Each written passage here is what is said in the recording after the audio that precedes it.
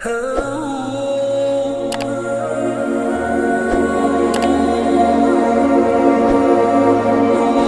سے 2 منزل دور حر بن یزید ریاحی 1000 کے لشکر کے ساتھ مزاحم ہوا اور آپ کو روک کر میدان کربلا میں لے گیا۔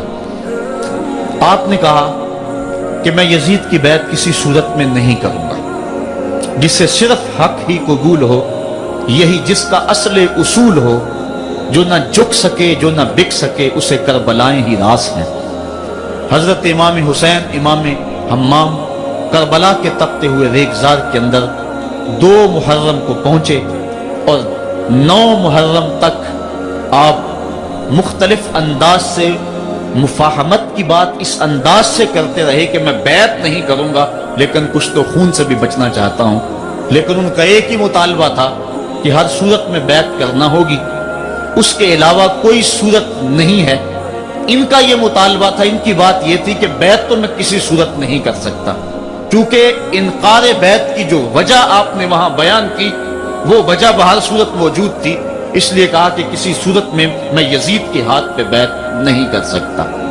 خیر وقت گزرتا گیا، پھر 9 کو یہ بات طے ہو گئی کہ لڑنے کے لیے تیار ہو جاؤ اگر تم نے بیعت نہیں کرنی۔ بیعت کرنے کی صورت میں مراعات سے نوازا جا رہا تھا، بڑے سے بڑا شہنشاہ بھی ہوتا اس کے پاؤں میں بھی لغزش آ جاتی، لیکن حضرت امام حسین رضی اللہ تعالیٰ عنہ نے فرمایا کہ یہ تخت و تاج کیا چیز ہیں، جن کی مسند محبوب کی گلی میں لگی ہو وہ تخت سکندری پہ کبھی تھوکا بھی نہیں کرتے۔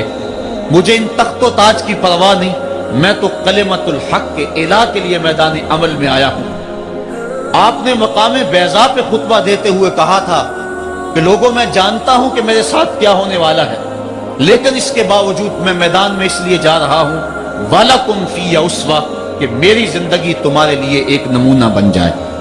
آپ نے اپنی زندگی کو قیامت تک آنے والی نسلوں کے لیے ایک نمونہ قرار دیا، اور میں نے پچھلے اجتماع کے موقع پہ کہا تھا، جو احباب پچھلے اجتماع پہ موجود تھے انہیں وہ جملے یاد ہوں گے کہ قیامت تک جبر کے خلاف جتنی بھی تحریکیں اٹھیں گی سب کا قائد حسین ابن علی ہوگا۔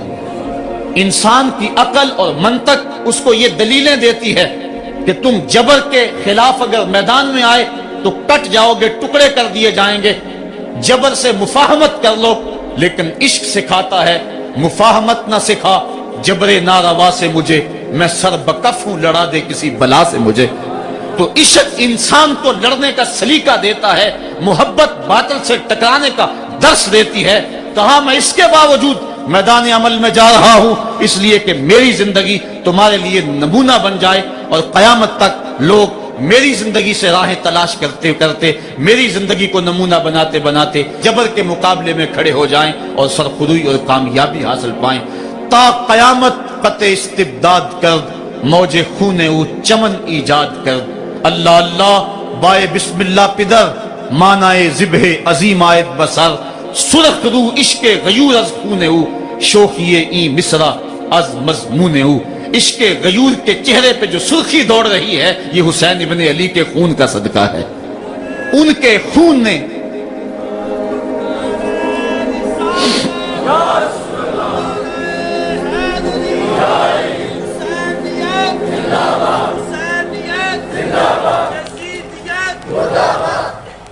آپ نے 9 کی شب کو چراغ بجھا دیے، کہا یہ میری جان کے دشمن ہیں، تم اگر جانا چاہو تو جا سکتے ہو، میرے بعد تمہیں کوئی نہیں پوچھے گا۔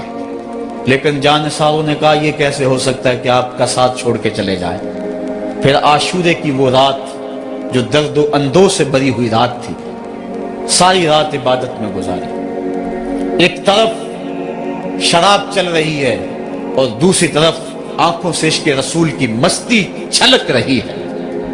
تہجد کا وقت ہوا، نماز تہجد ادا کی، شہزادہ علی اکبر نے اذان پڑھی، اور کربلا کے ریگزار میں ان کی یہ آخری باجماعت نماز تھی۔ ریگستان کربلا کے ذرے گواہ ہو گئے ان کے سجدوں کے۔ آج کائنات کا وہ انوکھا باب رقم ہونے والا تھا کہ صدیاں جس پہ ناز کریں گی۔ فرشتوں نے کہا تھا مالک تو خلیفہ بنا رہا ہے انسان کو، یہ تو لڑائی کرے گا، سجدے تو ہم کرتے ہیں. آج فرشتوں نے بھی دیکھنا تھا کہ سجدہ کرنے کا جو انداز حسین ابن علی کا ہے. فرشتے اپنی زندگی کی ساری کمائی اکٹھی کر لیں، حسین کے سجدے کی زکات بھی نہیں بن سکتی. جب جبر کی تیغیں چمکنے لگی اور ایک ایک کر کے آوان و انصار جام شہادت نوش کرنے لگے، کبھی وہب شہید ہو رہے ہیں، کبھی زہر شہید ہو رہے ہیں، کبھی اون و محمد کے لاشیں گر رہے ہیں، کبھی قاسم کی جوانی لٹ رہی ہے، کبھی جواں اکبر کی آواز کربلا کے ریک زاروں میں گونجتی ہے، یا اباتا ہو ادرکنی، میرے باپ مجھے پکڑیے. تو حضرت امام حمام دوڑ کے جاتے ہیں اور اپنے جواں بیٹے کی لاش کو کندھوں پہ اٹھا کے خیموں تک پہنچا کے ہاتھ فضا میں بلند کرتے ہوئے عرض کرتے ہیں، ربنا تقبل منا ھذا القربان، مالک حسین کی یہ قربانی بھی قبول کر لے.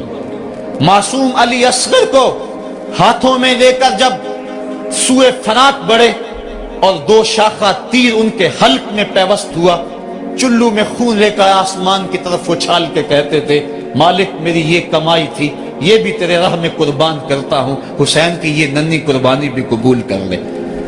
اب آیان و انصار اور اہل بیت کی ایک ایک کلی کربلا کے اندر کٹ گئی. فاطمہ کا سارا چمن اجڑ گیا. مصطفیٰ کی آل میدان کربلا کے اندر کٹ گئی.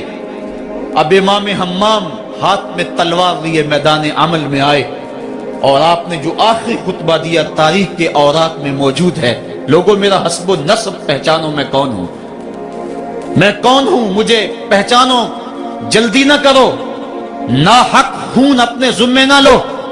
میں وہ ہوں جو رسول کریم کے کاندھوں پہ کھیلتا رہا ہوں اور مجھے حضور نے لوریاں دے دے کے پالا ہے.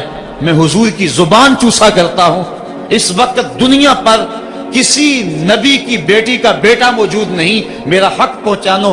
لیکن اشقیاء کے آنکھوں کے آگے اندھیرا تھا. عمر بن سعد جو رے کی حکومت کے لالچ میں سب کچھ کرنے کے لیے تیار تھا، وہ حضرت سعد بن نبی وقاص کا بیٹا ہے، اور یہ وہ صحابی ہے جن کے لیے حضور کہتے تھے فدا کا امی و ابی، اے سعد میرے ماں باپ تیرے اوپر قربان ہوں.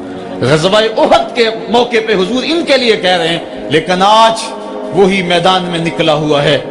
حضرت امام حمام امام حسین رضی اللہ تعالیٰ عنہ پھر میدان عمل میں آئے اور پھر دشمنان اہل بیت کے ساتھ جس جرت اور پامردی کے ساتھ آپ نے لڑائی کی اور آپ کی تیغ براں جس طرح ان کے سر کاٹتی اور ان کا خون چاٹتی رہی، تاریخ کے اوراق میں وہ روشن باب موجود ہیں.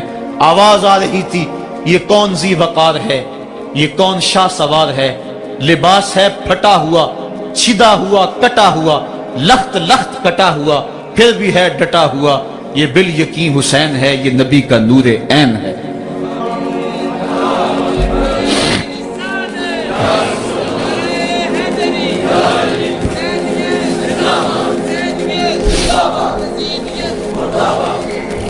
حضرت امام حسین حضرت امام حمام رضی اللہ تعالی عنہ میدان کربلا کے اندر جبر کی تیغوں کے مقابلے میں کھڑے ہیں. حق بلند ہوتا ہے، باطل کے پاس جتنے مرضی لاؤ لشکر ہوں، باطل بزدل ہوتا ہے. اس کے سینے کے اندر وہ حرارت نہیں ہوتی جو حق کے سینے کے اندر ہوتی ہے. ذرا غور تو کرو، 22,000 کا لشکر جرار ان کے مقابلے میں، جو محتاط روایات کے مطابق، ورنہ 82 کی روایت بھی کتب تواریخ میں موجود ہے. بلا 72 افراد جو 3 دن سے بھوکے بھی اور پیاسے بھی ہیں، ان کے لیے 22,000 کا لشکر کیا معنی رکھتا ہے. لیکن باطل ہمیشہ بزدل ہوتا ہے. اگر حق میدان عمل میں کھڑا ہو جائے تو کائنات کی کوئی چیز اس کے سامنے نہیں ٹھہر سکتی. یہ سبق حضرت امام حمام کی قربانی نے ہمیں پیش کیا. 72 افراد جبر کے خلاف کھڑے ہیں، 71 افراد خاک و خون میں ان کے لاشیں مل گئے. اب حضرت امام حسین رضی اللہ تعالیٰ عنہ میدان کربلا میں، آپ نے آخری جو خطبہ ارشاد کیا جس کے الفاظ میں نے آپ کے سامنے رکھے، لیکن انہوں نے ایک ہی بات کہی کہ آپ بیعت کریں یا میدان میں آ جائیں. آپ نے کہا کہ میں تو کسی صورت بیعت کرنے کو تیار نہیں. پھر میدان عمل میں آئے. ان کو کاٹتے رہے، پھر گھوڑے کو ایڑ لگائی اور فرات کی لہروں میں آئے، پانی کا چلو بھرا اور لشکر اشقیاء کی طرف دیکھ کے کہا کہ تم نے میرے لیے پانی بند کیا، دیکھو آج حوض کوثر پہ بھی حسین کا قبضہ ہے، فرات کی لہروں پہ بھی حسین کا قبضہ ہے۔ لیکن آپ نے اس کے باوجود